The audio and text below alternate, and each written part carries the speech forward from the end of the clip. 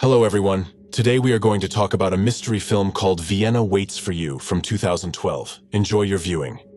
At the beginning of the movie, an elderly woman is seen crawling around her apartment, probably because her legs are too weak to stand up. Then she ties a long rope to the table and throws the other end of the rope out the window. It seems that she hates this apartment so much that she is trying to escape from it one way or another. Despite her old age and frail body, she somehow gets out and holds onto the rope.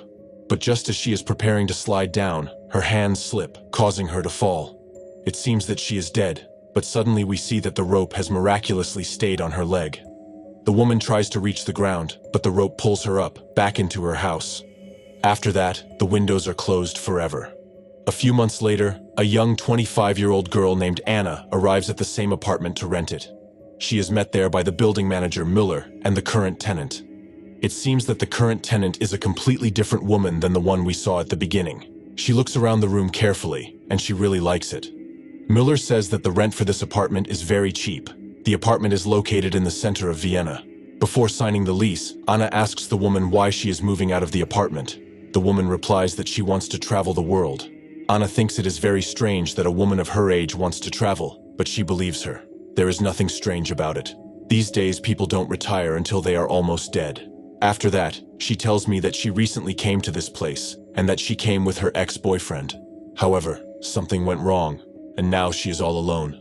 As she continues to explain her story, the elderly woman becomes concerned and asks her if she wants the apartment or not.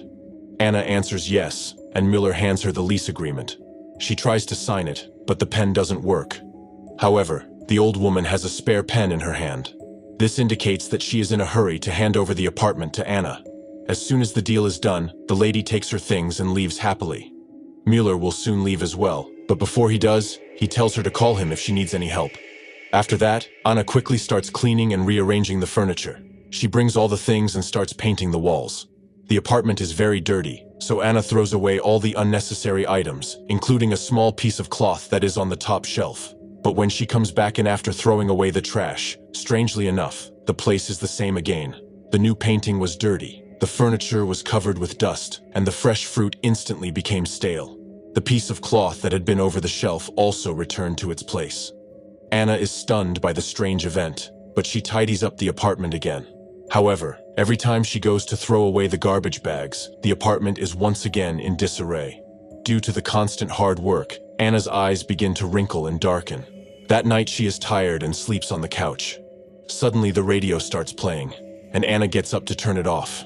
But when she sees her face in the mirror, she realizes that her face has changed dramatically. The very next morning, Anna goes to see the owner of the Müller house. She scolds him for offering her a haunted apartment. She also demands her money back, but Müller says that this is impossible. Then he pulls out the lease and shows her a clause that says the tenant cannot leave the apartment until the new tenant arrives. This clause is written in such tiny words that you need a magnifying glass to read it. As expected, Anna gets very angry and threatens to report it to the police, but Müller doesn't seem to take it seriously. He simply warns her to stay in the apartment, because that's what the contract says. However, Anna does not pay attention to the warning and leaves. She goes straight to the clinic to get a medical report and then file a complaint with the police. But strangely enough, the doctor believes that her wrinkled skin and gray hair are normal for a 25-year-old woman. Anna shouts in anger that she has every right to be tested and snatches her ID card. To her horror, the contents of her ID card were blank. Soon after she goes to the hotel to spend the night, the receptionist asks for her ID again, and she has to pay extra for the hotel room. That night, Anna suddenly woke up and realized that she had become weak. It turns out that she had become very old and looked like an 80-year-old woman. Anna slowly walks to the sink and coughs. As a result, a couple of her teeth fall out.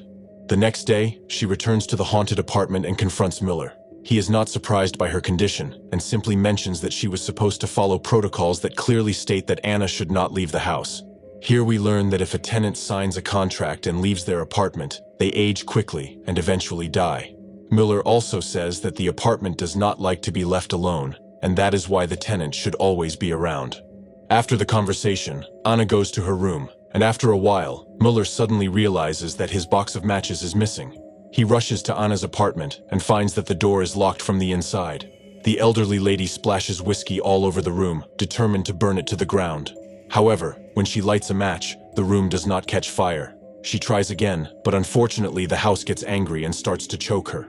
When she falls to the floor, Mueller somehow opens the door and leans towards her. He takes a piece of cloth out of her mouth, thus saving her life. Strangely enough, it was the same cloth that always lies above the shelf. Soon after, Mueller hands her a drink and starts talking about the apartment.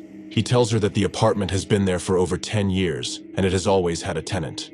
In one case, several schoolgirls lived there, but they all became grandmothers in a matter of days. This incident made the news and caused excitement across the country. One priest even tried to destroy the apartment to put an end to the witchcraft. However, he was mysteriously found dead. This meant that the apartment didn't want any outside interference, and so the government stopped taking care of it and kept it a secret. That is why even the police do not take any action against alleged haunted apartments. Now Mueller has been appointed as the caretaker of the place, and it is his duty to make sure that people visit the apartment regularly. It's a job he doesn't like, but it's a job he has to do. Before he leaves, Mueller suggests to the trembling Anna that she find a new tenant, as this is the only way to escape the apartment. That evening, the elderly woman puts on some makeup and goes to her ex-boyfriend Daniel for help. Unfortunately, he doesn't even recognize her and says he's in a hurry. Anna tries to reveal her true identity, but Daniel assumes that she is his ex-girlfriend's grandmother. At the same time, his new girlfriend arrives in her car. It turns out that these two are also hunting for an apartment. Anna has a great opportunity to set them up and trap them in the apartment, but she doesn't say a word and lets them leave. Later in the night, the radio starts playing again, and some objects move by themselves.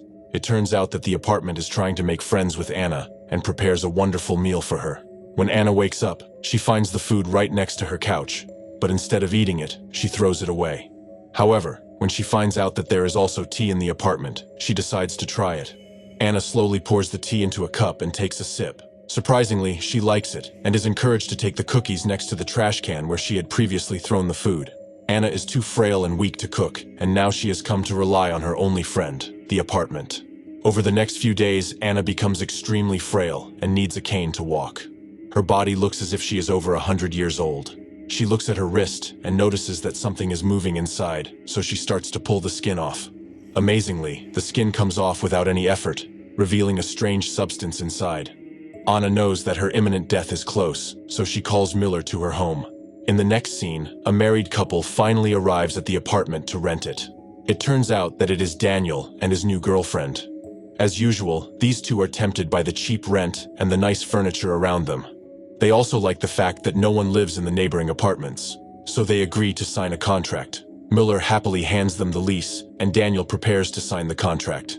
Meanwhile, Anna suddenly has a flashback to the time when she was trapped. Likewise, she recalls the pain and suffering she had to go through because of that doomed apartment.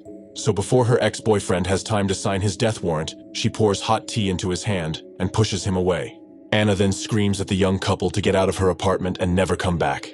Daniel and his wife are clearly shocked by the old woman's actions, but they leave without saying a word. Anna misses her last chance to get out of this apartment.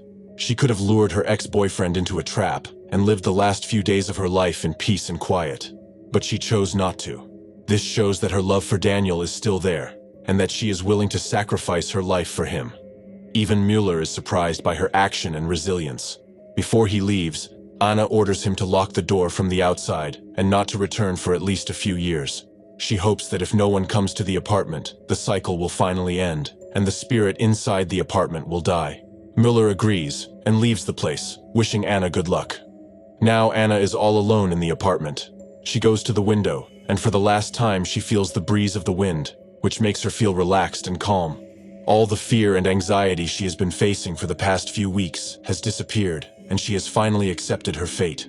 She asks the apartment to be gentle, and then heads for the couch that will soon become her final resting place. The apartment begins the procedure. Anna dies instantly, and her head is absorbed by the sofa and becomes part of it. Only her clothes remain, and pieces of wire come out of the woman's heart, which automatically knit into the cushions. Her head turns into a white cloth, and next to it are two more identical white cloths. This indicates that the apartment is using its victim to renew itself. However, since there are no victims left, we can only assume that the apartment will soon die.